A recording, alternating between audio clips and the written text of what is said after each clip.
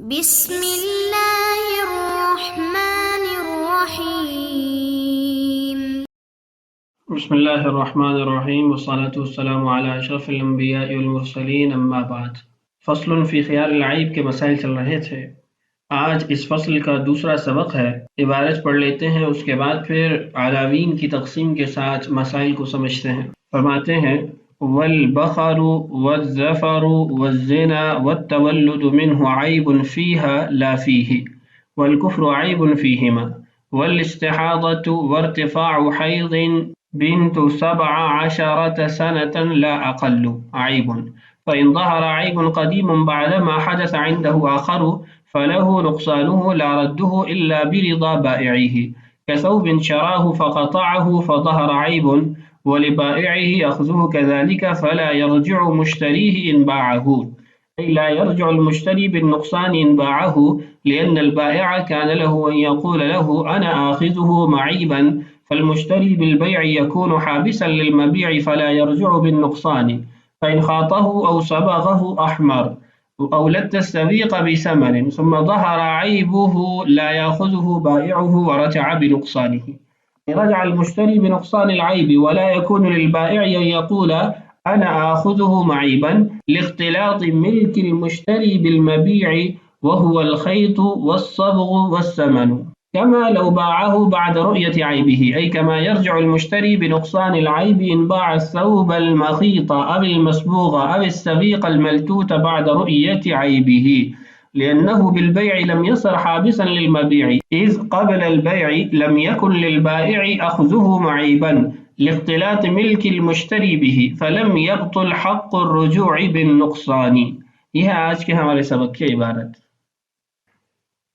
اس عبارت کی ابتدا میں کچھ ایسے عیوب ذکر کیے گئے ہیں جو باندی کے حق میں تو معتبر ہیں کہ اس کے عیوب شمار کیے جاتے ہیں، لیکن غلام کے وہ عیوب نہیں شمار کیے جاتے۔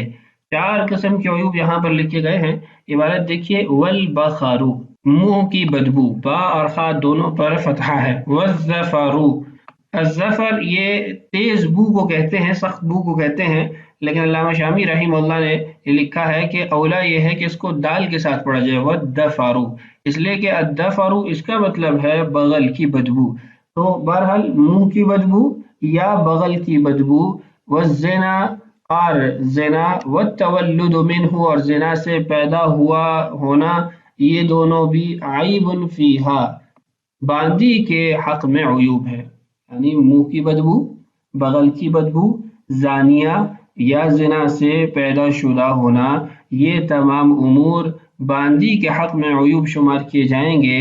لا فیہ، غلام کے حق میں یہ عیوب نہیں ہوں گے۔ اس کی وجہ یہ ہے کہ باندی سے استفراش حاصل کیا جاتا ہے، یعنی اس کے ساتھ وہ جمع کرتا ہے، وہ سو کنار کرتا ہے،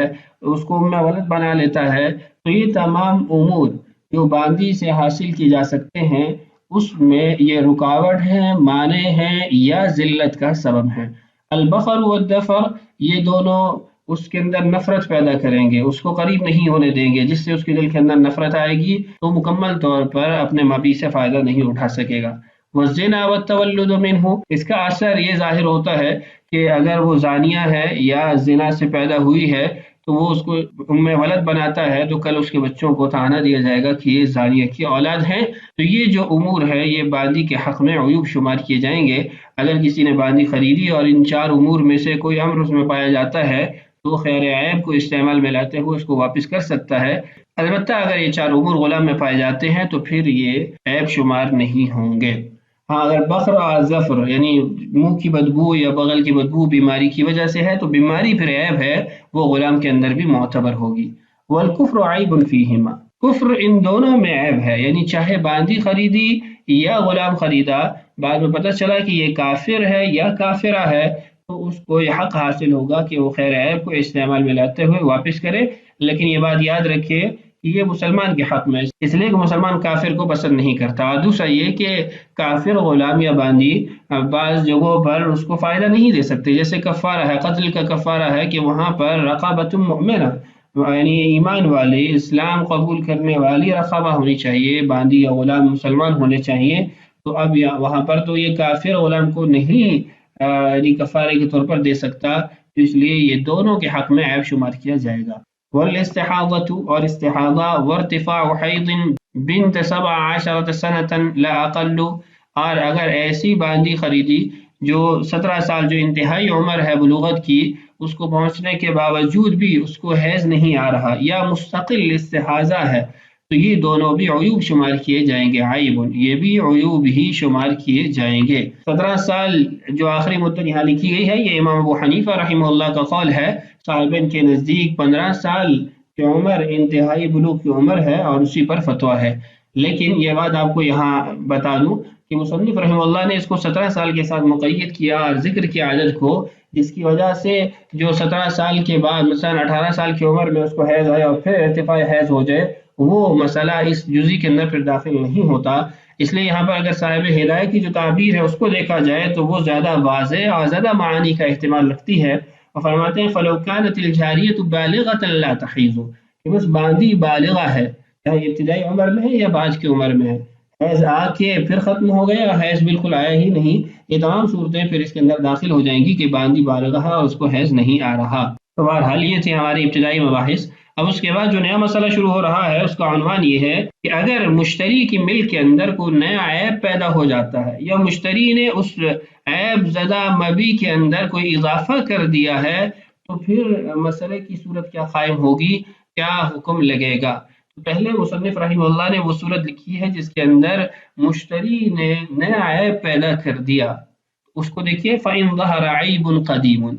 اگر پرانا عیب ظاہر ہو جاتا ہے بعد ما حدث عنده آخر، مشتری کے پاس نیا عیب پیدا ہونے کے بعد، آگے مثال وہ خود دیں گے اسی سے یہ بات واضح ہو جائے گی، فَلَهُ نُقْصَانُهُ، تو مشتری اپنا نقصان وصول کر سکتا ہے، لا رَدُّهُ، اس چیز کو واپس نہیں کر سکتا، الا برضا بائعہ، ہاں اگر بائع راضی ہے کہ ٹھیک ہے آپ نے بعد میں دوسرا نقصان کر دیا لیکن مجھے قبول ہے آپ میری چیز واپس کر دیں، تو پھر واپس کر سکتا ہے۔ مثال دیکھیے، کثوب شراہ، کپڑا ہے اس کو مشتری نے خریدا، فقطعہ، کاٹ دیا، ابھی اس کی طرف سے عیب پیدا ہو گیا، فظہر عیب، پھر عیب ظاہر ہوا کہ وہ کپڑا اس کے اندر کٹ تھا یا گرا تھی یا اس کے اندر ایسا نشان لگا ہوا تھا جو مٹ نہیں سکتا، پہلے بائی کی ملک میں جو موجود تھا، وَلِبَائِعِهِ أَخْذُهُ كَذَلِكَ، اب مشتری کو بھی یہ حق ہے کہ وہ اپنا نقصان لے لے، اس سے کہے بھائی یہ اتنی قیمت کم ہوتی ہے آپ مجھے یہ قیمت واپس کریں، وَلِبَائِعِهِ أَخْذُهُ كَذَلِكَ، اور بائع کو بھی حق حاصل ہے کہ وہ اس مبی کو واپس لے لے اگر وہ اس پر راضی ہے، نقصان کی حالت میں ہی واپس لے لے۔ فَلَا يَرْجِعُ مُشْتَرِيهِ إِنْ بَاعَهُ، لیکن اگر مشتری نے آگے اس چیز کو بیچ دیا، عیب زدہ چیز کو بیچ دیا، تو پھر وہ کسی قسم کے نقصان کا مطالبہ نہیں کر سکتا اور بائع نقصان کا ضامن نہیں ٹھہرے گا، اس لیے کہ اب مشتری نے جو آگے چیز کو بیچ دیا تو وہ حابس للمبی کہلائے گا، مبی کو روکنے والا کہلائے گا، کہ اگر بائع اس سے کہتا ہے کہ کوئی بات نہیں آپ مجھے عیب زدہ مبی ہی دے دیں، آپ نے اس کے اندر جو عیب پیدا کیا مجھے وہ بھی قبول ہے، تو یہ کہاں سے لا کے دے گا، اس کی اپنی ملک سے تو وہ چیز نکل گئی ہے، تو بائع کے مطالبہ کے باوجود اگر وہ چیز واپس نہیں کر سکتا تو اب یہ نقصان بھی نہیں لے سکتا۔ لا يرجع المشتری بالنقصان ان باعه، مطلب یہ ہے کہ مشتری نے اگر اس چیز کو بیچ دیا تو پھر نقصان بھی وصول نہیں کر سکتا، کیوں؟ لأن البائع كان له ان يقول له، بائع کے لیے ممکن ہے کہ وہ مشتری سے کہے انا اخذه معیبا، مجھے عیب زدہ میرا مبی واپس کر دو، تو تم نے عیب بیچ میں پیدا کیا مجھے وہ بھی قبول ہے، تو اب وہ واپس تو نہیں کر سکتا۔ فالمشتری بالبيع يكون حابسا للمبيع، تو مشتری اس بیچنے کی وجہ سے اس مبی کو روکنے والا کہلائے گا، روکنے والا قرار پائے گا، فلا يرجع بالنقصان، تو اب اس کو نقصان لینے کا، تاوان لینے کا حق حاصل نہیں ہوگا۔ تو خلاصہ کیا ہوا کہ اگر مشتری کے پاس نیا عیب پیدا ہو جاتا ہے اور عیب پیدا ہونے کے بعد اس کو پتہ چلتا ہے کہ اس کے اندر تو ایک عیب پہلے سے موجود تھا جو بائع کی ملک میں تھا، خریدتے وقت مجھے اس کا علم نہیں تھا، اب اس کے پاس ایک راستہ ہے، وہ یہ ہے کہ وہ اس چیز کو اپنے پاس باقی رکھے اور نقصان وصول کر لے، اس لیے کہ اس نے بھی عیب پیدا کر دیا ہے۔ اگر بائع کہتا ہے کہ کوئی بات نہیں آپ نے جو عیب پیدا کیا اس کو کوئی مسئلہ نہیں، آپ مجھے میری چیز ہی واپس کر دیں، وہ راضی ہے اس بات پر، تو پھر یہ اس کو مکمل مبی دے کر مکمل ثمن وصول کر لے۔ لیکن اگر اس نے آگے اس چیز کو بیچ دیا تو پھر اس صورت کے اندر یہ حابس للمبی ہو گیا، مبی کو روکنے والا ہو گیا ہے، اب یہ نقصان بھی وصول نہیں کر سکتا۔ دوسری جو یہاں جزی ہے وہ یہ ہے کہ اگر عیب زدہ مبی کے اندر مشتری نے کوئی اضافہ کر لیا اور اضافہ کرنے کے بعد معلوم ہوا کہ یہ چیز تو اس کے اندر فلاں عیب ہے جو بائی کی ملک میں تھا، جب مجھے دیا مجھے علم نہیں تھا، مجھے پتہ نہیں تھا، تو اس صورت کے اندر اب وہ کیا کرے گا؟ اس کی چار صورتیں قائم ہو سکتی ہیں۔ ایک یہ کہ عیب زدہ مبی میں جو اضافہ ہوا ہے وہ متصل ہے اور متولد منہ ہے، اسی سے پیدا ہوا ہے، اس کے ساتھ بالکل جڑا ہوا ہے اور اسی سے پیدا شدہ ہے۔ دوسرا یہ کہ اس کے ساتھ جڑا ہوا ہے لیکن اس سے پیدا نہیں ہوا۔ تیسرا یہ کہ اس سے منفصل ہے، جدا ہے، لیکن اسی سے پیدا ہوا ہے۔ اور چوتھا یہ کہ اس سے منفصل ہے لیکن اس سے پیدا نہیں ہوا۔ یہ چار صورتیں یہاں قائم ہوں گی، ان کے احکامات مختلف ہوں گے۔ سب سے پہلی صورت جو اضافہ ہوا وہ متصل ہے اور متولد منہ ہے، اسی سے پیدا ہوا ہے۔ مثال کے طور پر جانور خریدا، جانور موٹا ہو گیا، اب جانور کے اندر اضافہ ہوا اور اسی سے یہ اضافہ پیدا ہوا ہے، تو اس کا حکم یہ ہوگا کہ یہ مانع عن الرد نہیں ہوگا، یعنی بائع کو وہ چیز واپس کی جا سکتی ہے اور اس سے اپنا ثمن وصول کیا جا سکتا ہے اس کی رضامندی کے ساتھ۔ دوسرا اضافہ متصل ہے لیکن غیر متولد منہ ہے، اس سے نہیں پیدا ہوا اور اس سے متصل ہے، جیسے ستو لیے اور گھی کے اندر بھگو دیا، اب یہ دونوں جدا تو نہیں ہو سکتے، یا کپڑا لیا اور رنگ دے دیا اس کو، تو اب یہ جدا تو نہیں ہو سکتے۔ اضافہ متصل ہے لیکن اسی سے پیدا شدہ نہیں ہے، غیر ہے، اضافی باہر کی چیز ہے جو اس کے ساتھ ایسے جوڑ دی گئی کہ اب جدا نہیں ہو سکتی۔ اس کا حکم یہ ہے کہ یہ رکاوٹ بنے گا، مانع بنے گا، بائع کو چیز واپس نہیں دی جا سکتی۔ وجہ کیا ہے وہ آگے ہمارے مسائل کے اندر، عبارت کے اندر ہی آ رہے ہیں، وہیں پر اس کو دیکھتے ہیں۔ تیسرا ہے کہ اضافہ منفصل ہے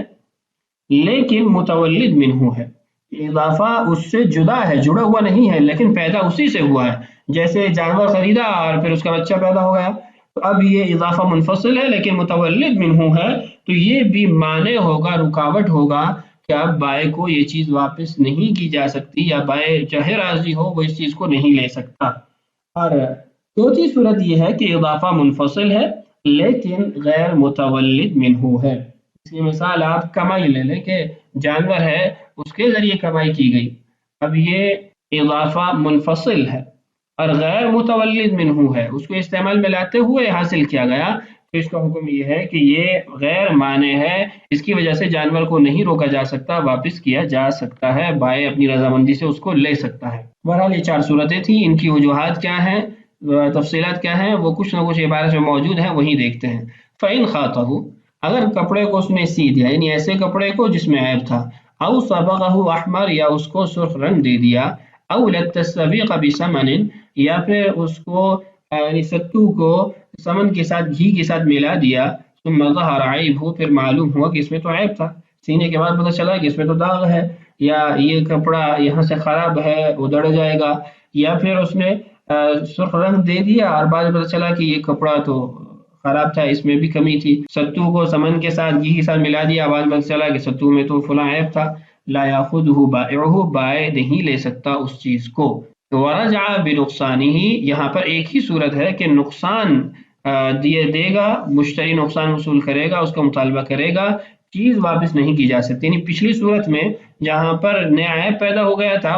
وہاں پر تو دو راستے تھے کہ نقصان لے لے یا پھر بائع کی رضامندی سے چیز ہی واپس کر دے، یہاں پر صرف نقصان لے سکتا ہے، چیز واپس نہیں کر سکتا۔ ای رجع المشتری بنقصان العیب، مطلب یہ ہے کہ مشتری عیب کا جو نقصان ہوا ہے، عیب کی وجہ سے جو کمی آئی وہ لے سکتا ہے۔ ولا يكون للبائع، اور بائع کے لیے نہیں ہے کہ وہ کہے انا اخذ معیبا، کوئی بات نہیں آپ مجھے عیب زدہ ہی دے دیں، کیوں؟ لاختلاط ملک المشتری بالمبیع، مشتری کی ملک اس مبی کے ساتھ مل چکی ہے۔ مشتری کی ملک کیا ہے؟ الخیط، پہلی صورت میں دھاگا، سینہ، والصبغ دوسری صورت میں رنگ ہے، اور تیسری میں گھی ہے۔ تو اب مشتری کی جو ملک بائیں کی مل کے ساتھ جڑ چکی ہے اور ایسی جڑی ہے کہ جدا نہیں ہو سکتی، تو اب یہ اس کو حاصل نہیں کر سکتا، اس لیے کہ یہ جو اضافہ ہوگا یہ یا تو صریح ربا بن جائے گا یا اس میں شبہۃ الربا آ جائے گا، اور شبہۃ الربا کا جو حکم ہے وہ بھی ربا کا ہی حکم ہے۔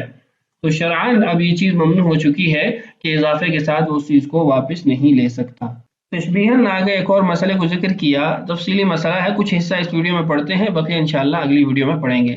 کما لو باعہ بعد رؤیت عیبہ، جیسے اس نے عیب دیکھنے کے بعد اس چیز کو بیچ دیا۔ عیب دیکھنے کے بعد اس چیز کو بیچنے کے اندر ایک اور لفظ ہے، جیسے اس نے اضافہ کے بعد عیب دیکھا، پھر عیب دیکھنے کے بعد اس نے آگے بیچ دیا، تو اس صورت کے اندر بھی وہ نقصان وصول کر سکتا ہے۔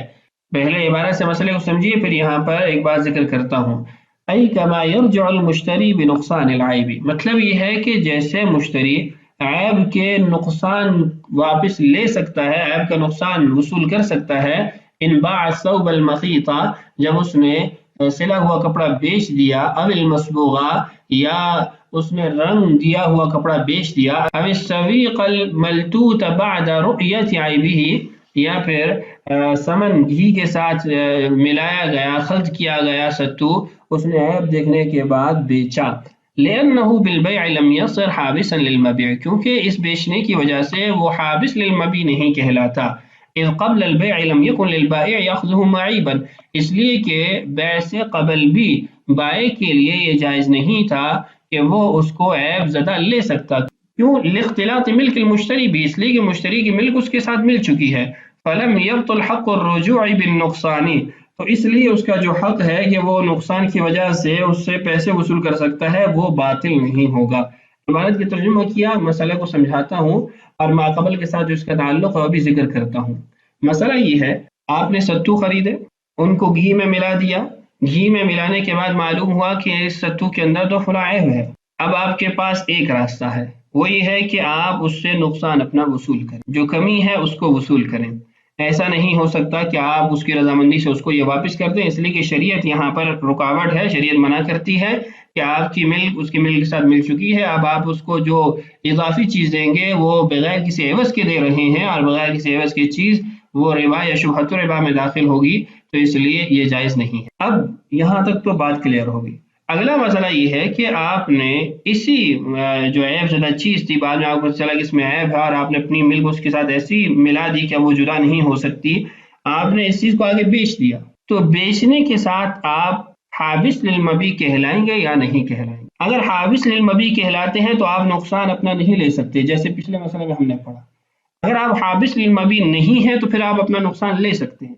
فرماتے ہیں کہ اس صورت کے اندر وہ حابس للمبیع نہیں ہے، کیوں؟ اس لیے کہ جب اس نے اپنی ملک اس کی ملک کے ساتھ ایسی جوڑ دی کہ وہ جدا نہیں ہو سکتی، تو شرعاً یہ مبیع محبوس ہو چکا ہے کہ یہ بائع کی طرف نہیں جا سکتی، یعنی مشتری نے اس مبیع کو نہیں روکا، بلکہ شریعت نے اپنے روک دیا ہے کہ اضافہ اس کے ساتھ لاحق ہو چکا ہے کہ اب واپس یہ نہیں کیا جا سکتا۔ اس لیے یہ شخص یعنی مشتری خود حابس نہیں ہے، جب یہ خود حابس نہیں ہے تو اس شخص کو نقصان لینے کا حق حاصل ہوگا، یہ اس نقصان کی قیمت اس سے وصول کر سکتا ہے۔ تو یہ تھا آج کا ہمارا سبق، اس کی کچھ اور جزیات بھی ہیں، اگلی ویڈیو میں انشاءاللہ اس کو پڑھیں گے۔ اللہ تعالیٰ سے دعا ہے اللہ تعالیٰ ہمارے لیے اسباق کی تکمیل آسان فرمائے، اللہ تعالیٰ ہم سب کا حامی و ناصر ہو۔ السلام علیکم ورحمۃ اللہ وبرکاتہ۔